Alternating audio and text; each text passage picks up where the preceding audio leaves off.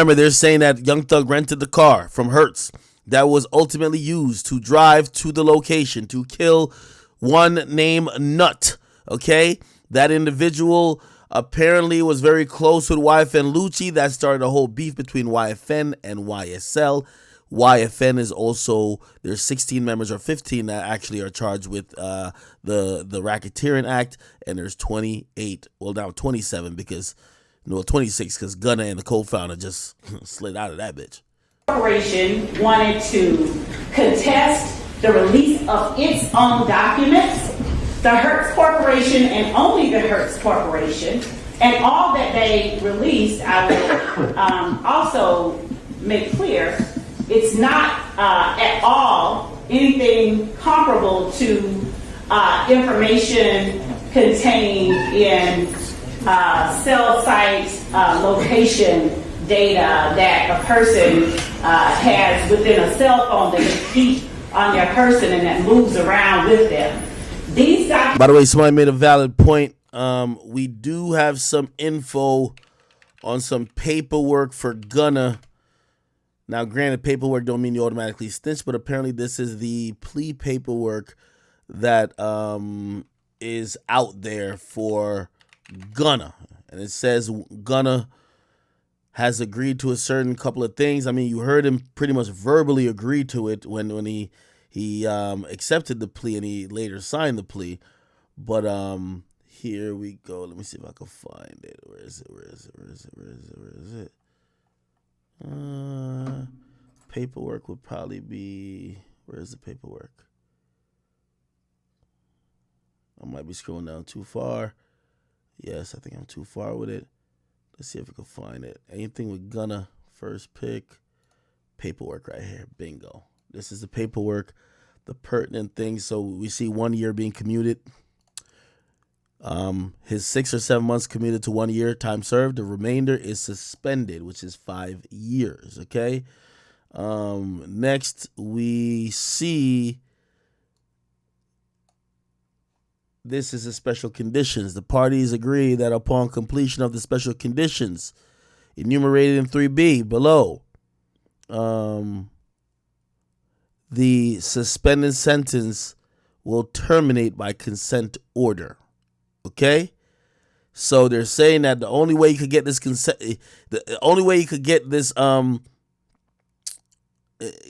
get his sentence really terminated and also get the suspended sentence in place, he has to, if called by any party in this case, you will testify truthfully.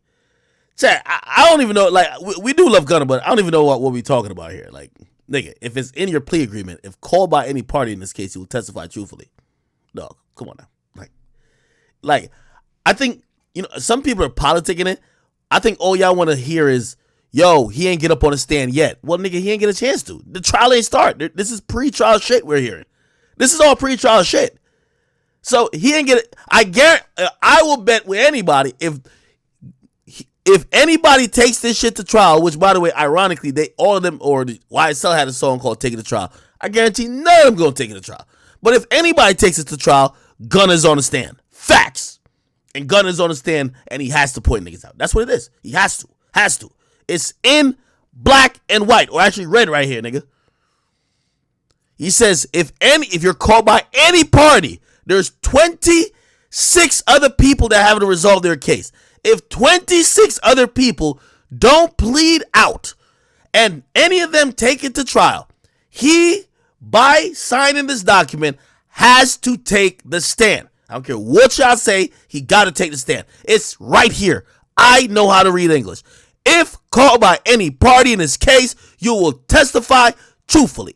But you reserve the right to assert your Fifth Amendment privilege, which, by the way, that's about self-incrimination, not incriminating another motherfucker. So, hey, if anything that you haven't told us, so he doesn't have no immunity deal, if you haven't told us about anything, or we didn't find out about anything, we only charge you with this one thing.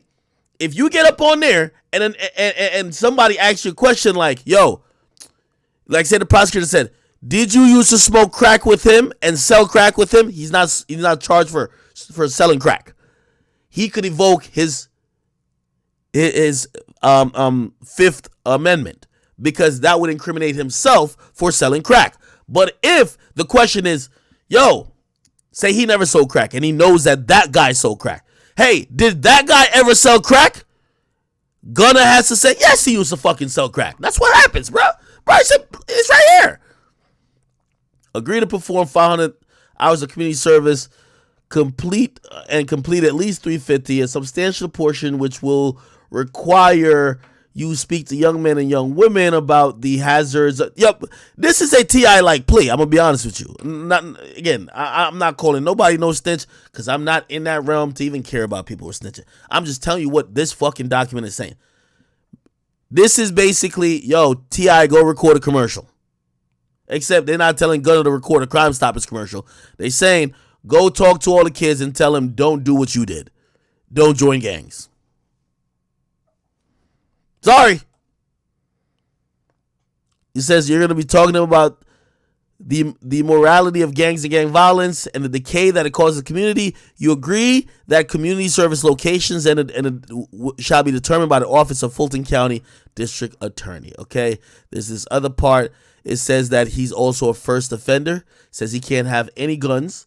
He can't have any guns during the term of the sentence or any time thereafter unless your right to do so is restored, and you cannot commit any criminal acts. And here it is. It seems like he's a first offender, and hey, you could say, well, he probably won't have to tell whatever, but I think the only reason why he was even eligible for this is because he didn't have that many. I don't think he had no charges like that. It says this is a first offender conditional discharge. First offender conditional discharge. Yeah. There it goes. And the defendant had to sign here. If you're firearms, you're convicted of blah, blah, blah, blah, whatever. Okay. For him to get out, he had to sign here. And it says Sergio Kitchens. Now, y'all can make y'all mind up on that. I don't want to tell y'all what to think. Anyway, let's get back to this. About the state's method of obtaining the records from Hertz. So I would ask that. Let me deal as a preliminary matter, threshold matter.